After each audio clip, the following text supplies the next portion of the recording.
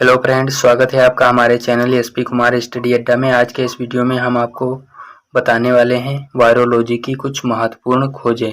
तो चलिए देखते हैं। एडवर्ड जेनर ने चेचक का टीका, यानी कि एडवर्ड जेनर नाम के एक वैज्ञानिक थे जिन्होंने 1796 में चेचक के टीके की खोज की थी। ठीक है, तो आपसे कोई पूछेगा चेचक के टीके की खोज किसने की थी, तो एडवर्ड जेनर ने। ठीक है, याद रखिएगा, एडवर्ड जेनर ने 1796 में चेचक के टीके की खोज की थी।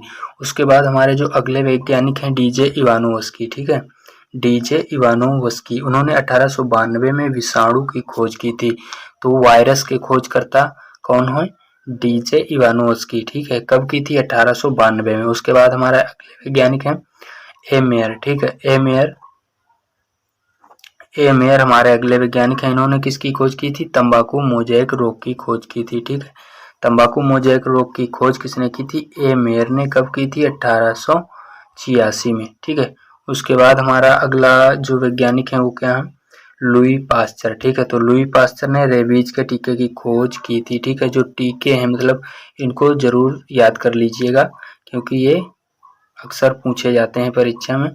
तो लुई पास्चर ने रेबीज के टीके की खोज की थी। और ये ध्यान रखिएगा, चेचक के टीके की खोज किसने की थी? एडवर्ड जेनर ने। ठीक है, तो लुई पास्चर ने रेबीज के टीके की खोज की थी 1880 में। उसके बाद लाफलर तथा फ्रांस नाम के वैज्ञानिक थे जिन्होंने 1897 में पहला रोगजनक विषाणु पैरपका तथा मुंहपका विषाणु, ठीक है, पैरपका तथा मुंहपका, ये रोग जो है कि सामान्य विषाणु रोग है और ये अक्सर पशुओं में हो जाता है। ठीक है, तो पहला रोगजनक विषाणु पैरपका तथा मुंहपका विषाणु की खोज की थी लाफलर तथा फ्रांस ने। ठीक है, लाफलर तथा फ्रांस ने कब की थी? 1897 में। उसके बाद AIX, ठीक है, AIX नाम के एक वैज्ञानिक थे जिन्होंने इंटरफेरान की खोज की थी 1957 में। 1957 में AIX ने इंटरफेरान की खोज की थी जो कि एक प्रतिरोधी पदार्थ होता है। क्या होता है? प्रतिरोधी पदार्थ होता है। ठीक है, उसके बाद अगले वैज्ञानिक हैं हर्शे एवं चेज। हर्शे एवं चेज ने 1952 में, ठीक है, 1952 में विषाणु का संक्रमण भाग न्यूक्लिक अम्ल है, इस बात की खोज की। उन्होंने बताया 1952 में कि विषाणु का संक्रमक भाग, यहाँ पर संक्रमण नहीं, संक्रमक भाग, ठीक है, विषाणु का संक्रमक भाग जो होता है वो क्या होता है? न्यूक्लिक अम्ल होता है। उसके बाद हमारे अगले वैज्ञानिक हैं WM स्टैनले। ठीक है, WM स्टैनले ने, ये बहुत ही मोस्ट इम्पोर्टेंट है। ठीक है, WM स्टैनले ने विषाणु का क्रिस्टलीकरण किया था, यानी कि क्रिस्टल के रूप में, विषाणु को क्रिस्टल के रूप में सर्वप्रथम किस वैज्ञानिक ने प्राप्त किया था? तो WM स्टैनले ने। ये बहुत ही इंपॉर्टेंट है, इसको याद रखिएगा, 1935 में। ठीक है, 1935 में। उसके बाद है पोलियो के टीके की खोज किसने की? तो पोलियो के टीके की खोज की थी जे साल्क नाम के वैज्ञानिक ने। जे साल्क नाम के वैज्ञानिक ने की थी। तो देखिए, एडवर्ड जेनर ने किसकी खोज की थी? एडवर्ड जेनर ने खोज की थी, ठीक है, एडवर्ड जेनर ने चेचक के टीके की खोज की थी और रेबीज के टीके की खोज लुई पास्चर ने की थी और पोलियो के टीके की खोज की थी जे साल्क ने 1957 में। उसके बाद अगले साइंटिस्ट हैं सैफरमैन तथा मॉरिस। ठीक है, सैफरमैन तथा मॉरिस, तो इन्होंने नीलहरित शैवाल भोजी की खोज की थी 1963 में। ठीक है,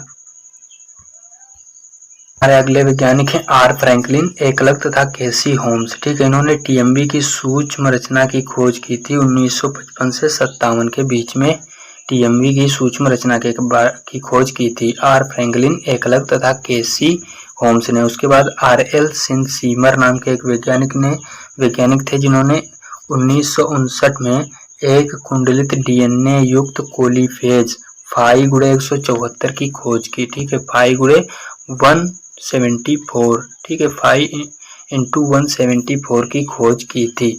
तो किसने? ये ध्यान रखिएगा कि एक कुंडलित DNA युक्त कोलीफेज 5x174 की खोज किसने की थी? RL सिनसीमर ने। RL सिनसीमर ने 1959 में। उसके बाद अगले वैज्ञानिक हैं एस ब्रेनर तथा उनके साथी इन्होंने क्या किया था, जीवाणु भोजी विषाणु जो होता है T2, ठीक है, जीवाणु भोजी विषाणु T2 की सूक्ष्म रचना की खोज की थी 1959 में एस ब्रेनर तथा उनके साथी ने, ठीक है, एस ब्रेनर उनके साथी ने जीवाणु भोजी विषाणु T2 की सूक्ष्म रचना की खोज की थी।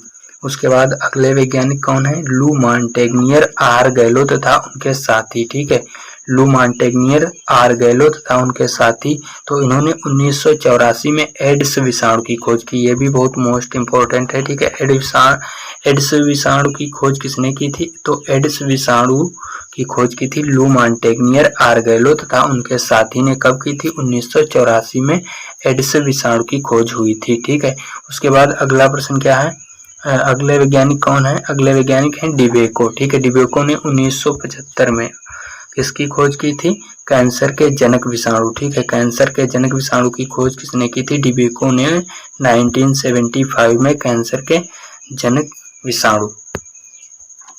तो दोस्तों आज के वीडियो में इतना ही, और आपसे एक रिक्वेस्ट है कि यदि अभी तक आपने हमारे चैनल को सब्सक्राइब नहीं किया है तो हमारे चैनल एसपी कुमार स्टडी अड्डा को सब्सक्राइब जरूर कर लीजिए, ताकि जब भी मैं कोई वीडियो अपलोड करूंगा तो उसका नोटिफिकेशन आप तक पहुंच जाए।